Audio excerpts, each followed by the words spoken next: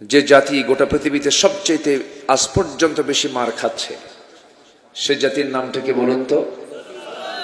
মুসলমান। কেন মুসলমান আজকে কেন মার খায়?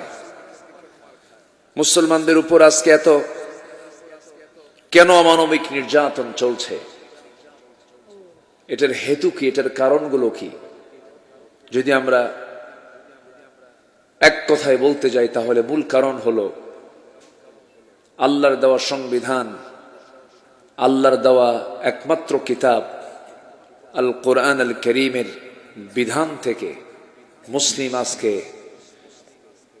কাছে না দূরে? বলেন তো, বলেন কাছে না দূরে?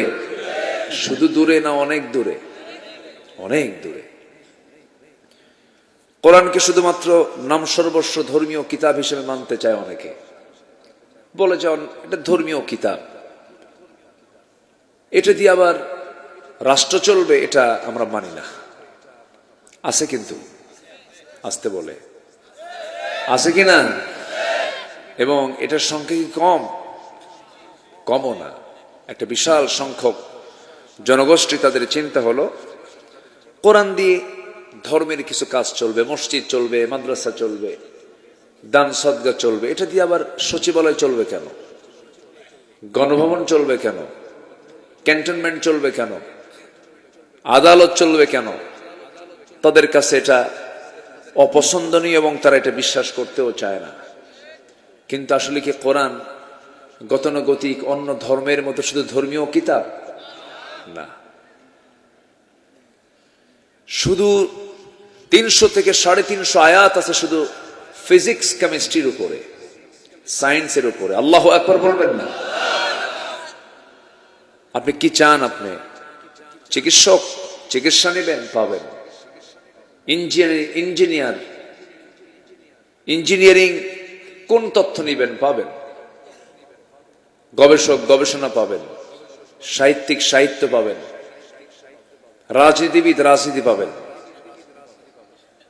রাষ্ট্রপতি রাষ্ট্র পদ্ধতি পাবেন, আইনজীবী আইন পাবেন, বিচারক বিচার পাবেন, ব্যবসায়ী ব্যবসা পাবেন।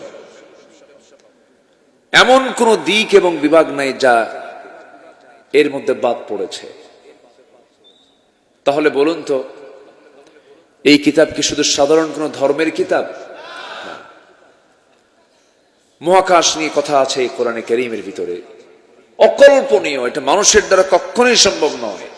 এই সম্প্রতি সায়েন্স একটা বিষয় প্রমাণ করেছে। এই যে আমরা বসে আছি যে জমিনে, এই জমিন এবং আসমান, এর মাঝে যে মহাশূন্য আমরা দেখছি, যার কোনো কুল কিনারা আজ পর্যন্ত মানুষ খুঁজে পায় নাই।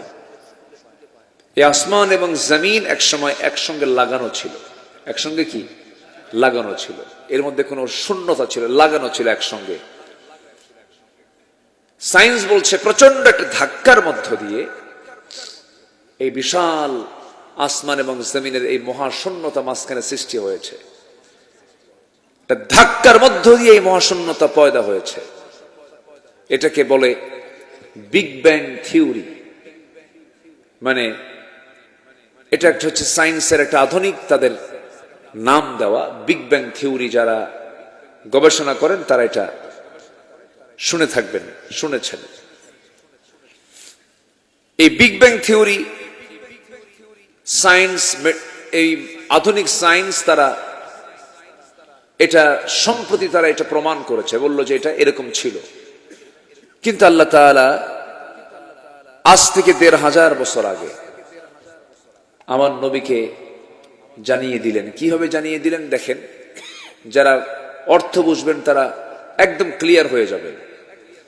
আল্লাহ রাব্বুল আলামিন বলেন, আওয়ালাম ইয়ারাল্লাযীনা কাফারু আন্নাস সামাওয়াতি ওয়াল আরদা কানাতা রাতকান ফাফাতাকনাহুমা وجعلنا من الماء كل شيء حي جلبون الله أكبر। ওই কাফেররা কি তাকায় না, নজর দেয় না?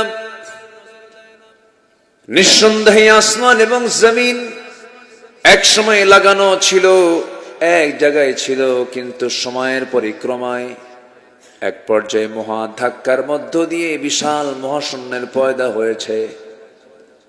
আমার বন্ধুগণ, আধুনিক সায়েন্স, আধুনিক বিজ্ঞান এটা হালে প্রমাণ করেছে। আর আমার নবীকে আল্লাহ তাআলা ১৫০০ বছর আগে বিশ্ব নবীর মাধ্যমে গোটা বিশ্ববাসীকে আমার আল্লাহ তাআলা জানায়া দিয়েছে। জোরে বলি সুবহানাল্লাহ। তাহলে একজন ব্যক্তির দ্বারা কি এই কোরআন রচনা করা সম্ভব? বলেন তো, কি তথ্যগুলো আল্লাহ পাক এই কিতাবের মধ্যে দিয়ে দিয়েছেন বহু আগে। এখন বলুন, বিজ্ঞান কোরআন থেকে, বিজ্ঞান কি প্রমাণ করেছে না কোরআন থেকে ধার করেছে? কোরআন থেকে ধার করেছে। যেখানে সকল জ্ঞান শেষ, সেখানে কোরআনের জ্ঞান। পৃথিবীর কোন জ্ঞান যেখানে আর কুলাচ্ছে না, তখন আসতে হবে কোন কিতাবের দিকে? কোরআনের দিকে। এটা দরিয়া। সায়েন্স ভুল করবে, বিজ্ঞান ভুল করবে, পৃথিবীর তথ্য পরিবর্তন হবে, চেঞ্জ হবে, ভুল হবে। কিয়ামত পর্যন্ত কোরআনে কারীমের ভুল প্রমাণ করার কোনো সাহস কেউ পাবে না।